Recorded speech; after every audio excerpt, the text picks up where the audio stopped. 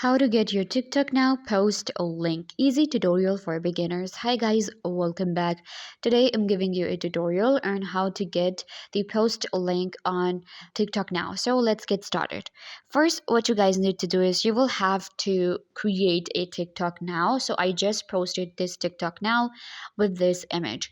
And now I want to get the link for my post that I created on TikTok now.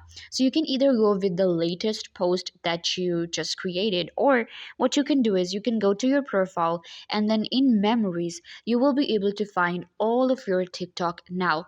So you can select the one you want to create the link for. Let's go with this one right here. And once you get right here to your TikTok now, you will find the option of like, comment, and then we have share. Click on share and then you will find the option of different applications, and we have copy link. So you have to select the option of copy link. This is available on iOS and Android, so don't worry about it.